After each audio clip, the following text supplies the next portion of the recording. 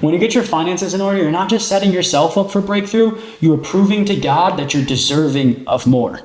Hi, I'm Justin Buonamo, and this is Wisdom is Wealth. Wisdom is Wealth is designed to give you guys practical insights, modern strategies, and even timeless philosophies around gaining wisdom in your life. The wiser we get, the wealthier we will become. This podcast really is inspired by the book of Proverbs in the Bible, which was written by King Solomon, who prayed to God for wisdom and as a byproduct became the wealthiest person to ever live. If he was still alive today in present day, he'd be worth $1.3 trillion with a T. Not because he prayed for wealth, but he prayed to God to give him wisdom. And as he grew wiser, as a byproduct, he grew wealthier, particularly financially, but not just stopping there, in every facet of his life. And in my own life, I have realized that the wealthier I become, it's truthfully just because I have become wiser in life. I'm gonna bring on guests that are incredibly successful, incredibly amazing human beings, and have an amazing financial wealth that they've grown for themselves. And they're gonna share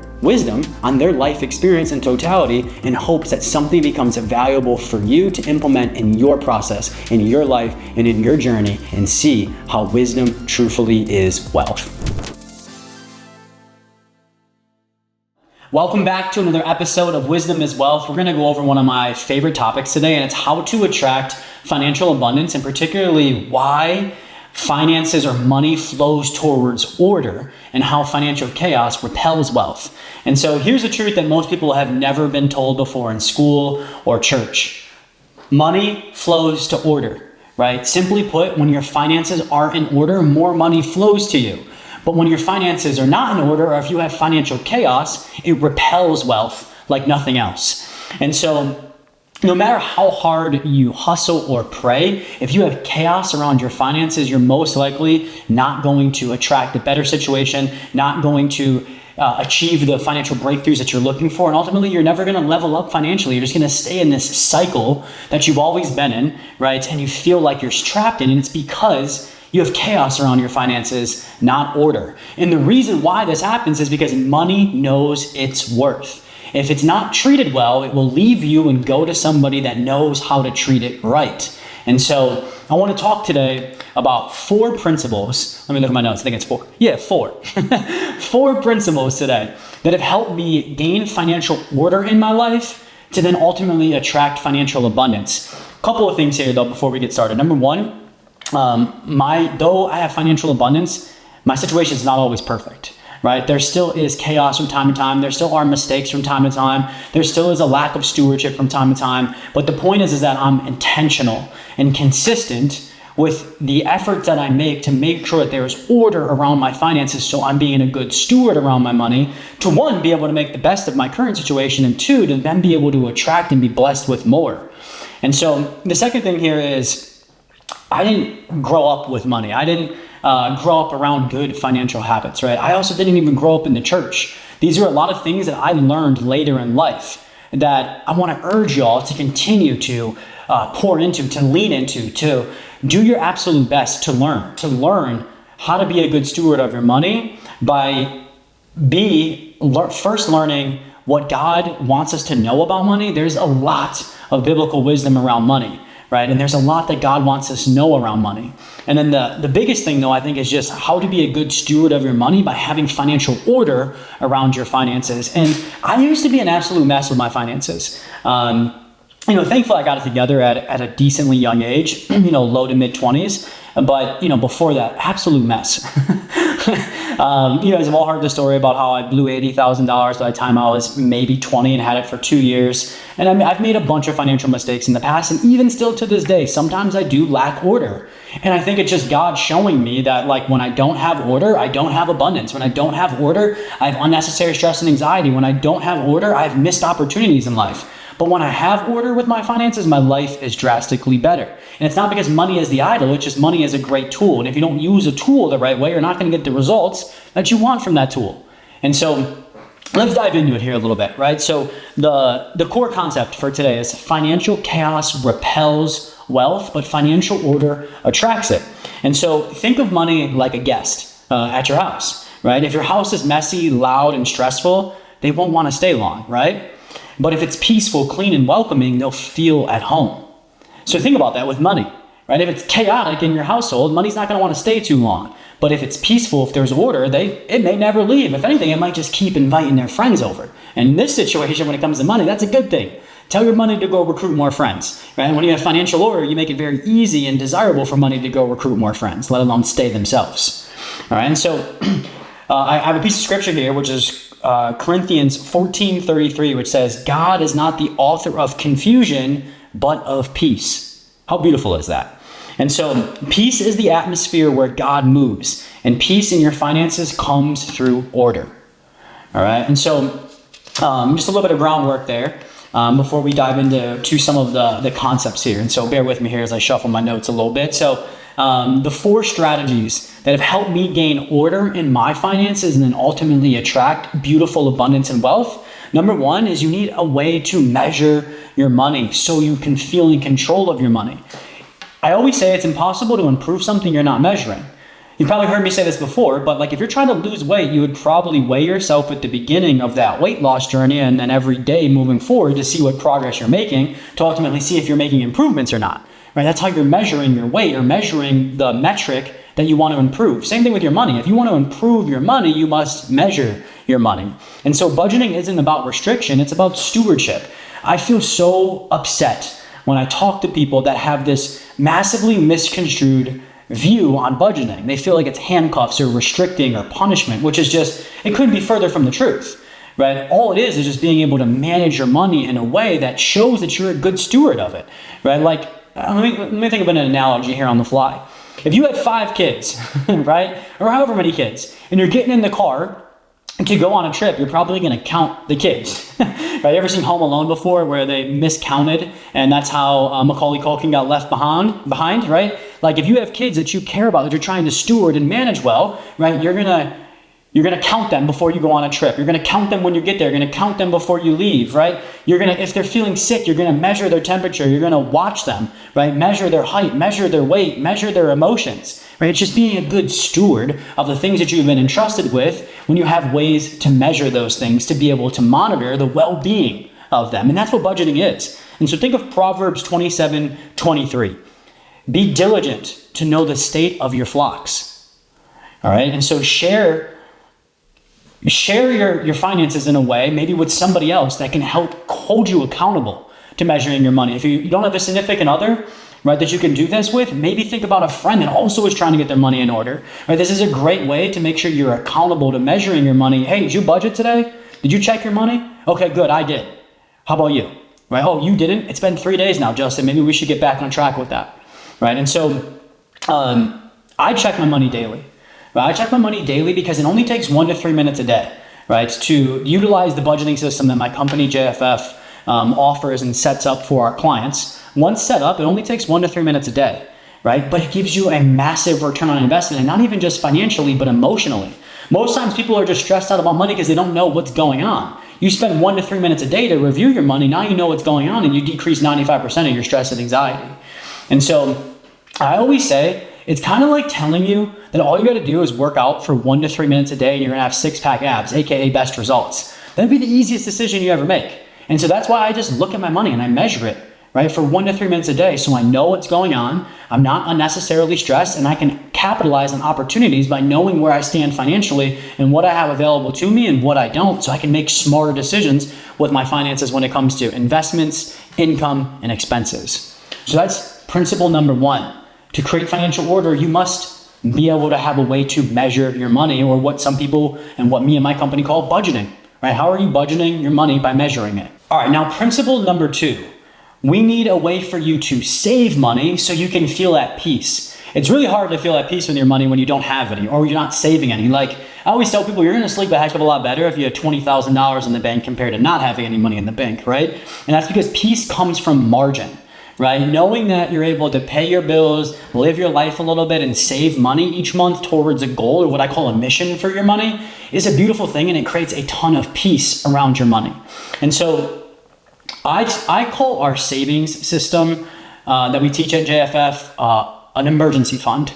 Right? And so think about a savings account as an overall umbrella. You could save for just about anything, right? You could save for a house, a car, a vacation, or what we argue to be your most important savings account, which is an emergency fund, which is just a pot of money set aside in a readily accessible account that you can access, not if, but when something pops up in life. And this isn't anything from like a scarcity mentality. I'm not calling anything into existence here, right? Anything negative into existence. And I've heard people before say like, calling an emergency fund sounds like punitive or negative. I'm like, the Bible literally says not if, but when you have troubles, right? And I'm probably one of the most abundant people you'll ever meet, right? But at the same point, I'm realistic. And I understand that it literally is not if, but when something pops up, not if, but when an emergency pops up that you're going to need some money for.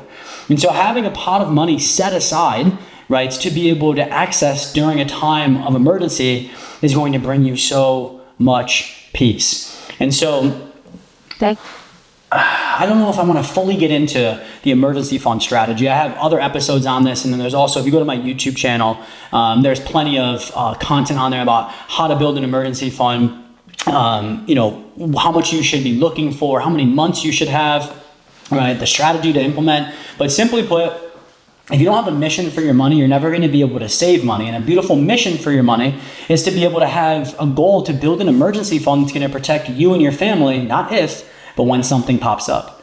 So that's the second principle. We need a way for you to save money after we measure that money to ultimately bring you peace in addition to the control. All right. Number 3 is a way to grow your money so you can actually make progress. I've been in business for about 5 or 6 years now, and I've talked to some people before, about 5 or 6 years ago, that they're in the exact same spot now financially, if not worse. And it's because they don't have a way to actually grow their money. I always ask my clients at the beginning of the year, like, what is your growth strategy this year? Great, we have a plan for budgeting. Great, we have a plan for saving. Great, we have a plan for debt, which we'll get to here in a second. But what's your growth strategy? How are you growing your money, and how much do you want to grow it by? That is something that you're going to be very grateful for as time starts to pass. I always say the time's going to pass either way. It's our decision on how we want to utilize it. And so I want to ask you guys, like, what's your growth strategy? How are you growing your money? And this usually comes down to investments. Worst case scenario, when you start to save money from the last principle, open up a high yield savings account. Right now, as I'm shooting this episode, it'll get you about 4% on your money for zero risk, right? So your money will sit there. It'll make 4% over the year, and you're paid out monthly actually on that 4%. It goes into the account, and now you're making 4% off of a larger number, which is what you initially put in there plus the interest that you've made over the months. And so that is zero risk for a 4% return on investment. There's plenty of other investments that you can make, right, in retirement accounts, in brokerage accounts, into businesses, into real estate. And so I'm not here in this podcast specifically to advise you on how to invest your money. I don't know your unique situation, so I couldn't give you advice on how to exactly invest in and grow your money without misleading you, and I'm just not here to do that. But what I want you to understand, though, is that soon enough, we need a plan on how you're growing your money, right? What are you investing in and how much do you want it to grow by? And you may already have investments in place. But if you don't know what you have your money invested in, how it's growing, what is the risk of that investment, right? What is the upside? I urge you to get educated on that. Book a call with your financial advisor, book a call with your financial coach, or whoever is helping you with your finances, whoever is helping you with those investments, even if it's through your employer. They have representatives who are available to you through the company that your 401k, 403b, or IRA, whatever your retirement account fund is with your employer. There's representatives available to talk to you and to teach you about these things. And so if you already have a growth strategy in place, but you don't know how it's growing, what your money's invested, why it's invested there, book a call with the right person, get those questions answered. You'll feel a heck of a lot better about what you have going on. And then also, that's just good stewardship, right? Not knowing what's going on with your money is not good stewardship, and that's definitely not attracting more. And so before we wrap this point up, you need a way to grow your money. If you don't have a strategy for growth, we got to implement one. If you're already following one, we've got to get real clear on the details of that to, for one, just be understanding of what's going on, and two, ask ourselves, is there any room for opportunity or areas for opportunity to do better there? And the last thing here is a way to manage debt so you can avoid costly and stressful situations, right? When you have unmanaged debt, like particularly bad debt, it is just an unnecessary weight. We just actually did a survey. We did about $1,000 in Facebook ads to run a survey and collect some data from people about their financial goals, where they're standing financially, what they need help with. The majority of people said their biggest financial goal is to get out of debt. So let's talk about this here a little bit, right? There is a massive difference between good debt and bad debt, right? Good debt let me actually start with bad debt. Bad debt is buying things that you don't need with money that you don't have, with no plan on how to pay it off at a high interest rate.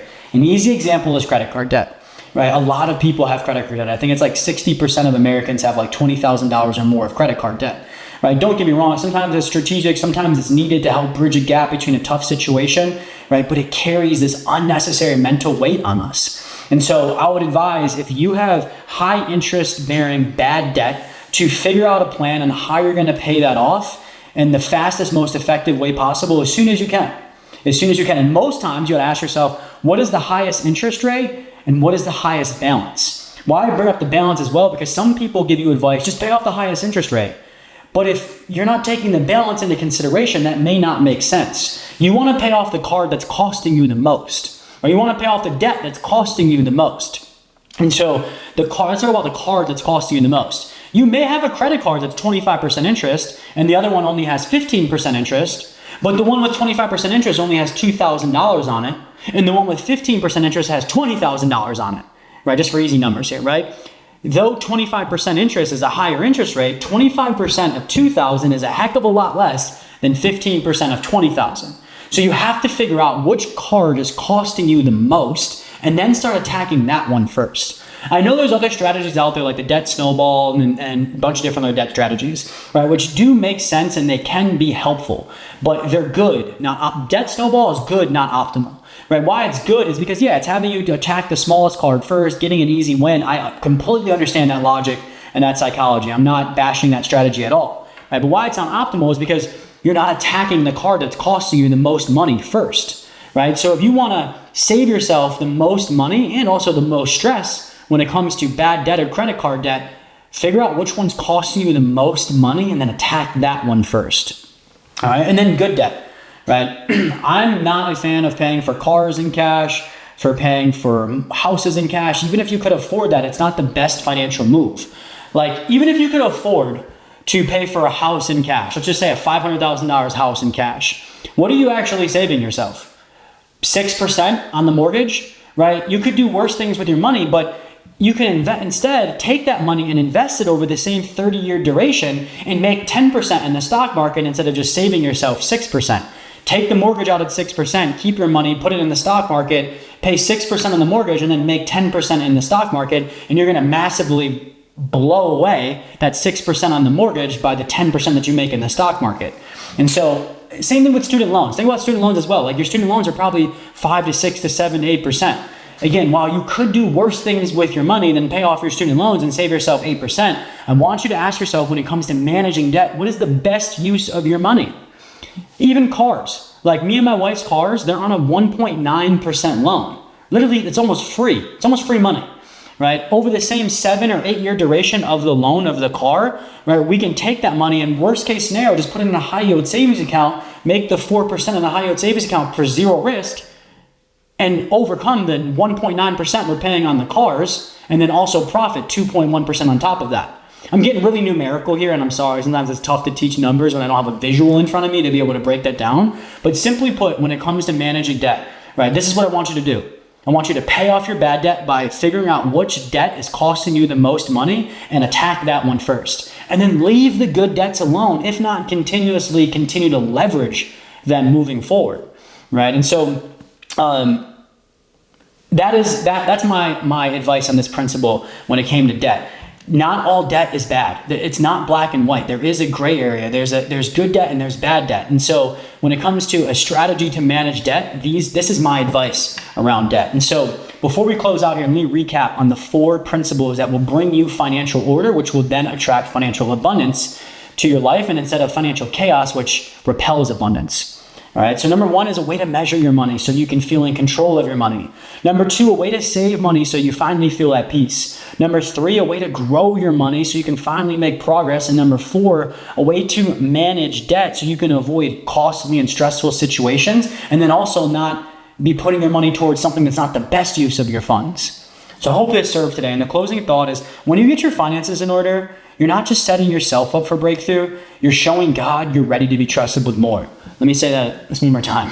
When you get your finances in order, you're not just setting yourself up for breakthrough, you are proving to God that you're deserving of more. And then wisdom doesn't just make you smarter, it makes your life work. And where there's wisdom, wealth follows. And so I always tell this story about King Solomon, who wrote the book of Proverbs in the Bible. And whether you're a believer or not, some of the biggest atheists in the world say that Proverbs is one of the best books to ever be written. And it was written by an individual by the name of King Solomon, who, if he was alive today, would be the richest man to ever live. He'd be worth $1.3 trillion, which is like 3 times the net worth of Elon Musk, who is the richest guy in the world right now. And the crazy part about King Solomon is he did not pray to God for wealth. He prayed to God for wisdom. And as a byproduct of becoming one of the wisest people to ever live, he became the wealthiest person to ever live. And so that's what I want this episode and this podcast in totality to do for y'all, to give you wisdom. And a lot of times, yes, around your finances, but in life in totality, that if you implement this wisdom, money will follow, wealth will follow, peace will follow, abundance will follow. Right? The life that you're looking for, the financial breakthroughs that you desire are on the other side of you being a good steward of your money, or on the other side of you bringing financial order to your household and graduating from that unnecessary, immature financial chaos. And so, again, today's episode was called How to Attract Financial Breakthroughs and Why Money Flows to Order. And so, as always, I hope this episode helps you with your life in totality, but specifically today with your finances, right? You want to be a good steward of your funds because of your current situation, because no matter whether you're blessed with more or not, being a good steward of your current situation massively decreases your stress and anxiety and increases your opportunities. And then also, it's what God calls us to do. He doesn't want us to idle money, but he also doesn't want us to sit around and do nothing and ignore and neglect our money. He wants us to be good stewards of our money. And when we bring order to our finances, we become good stewards of our money. And so I hope these 4 principles helped here today. As always, no matter where you're listening or what platform you're hearing this on, like, subscribe, comment, and share with somebody, maybe a significant other, maybe a friend, maybe a family member who needs to hear this message and who will benefit from it. I appreciate y'all. I love y'all. And I'll see you in the next episode of Wisdom is Wealth.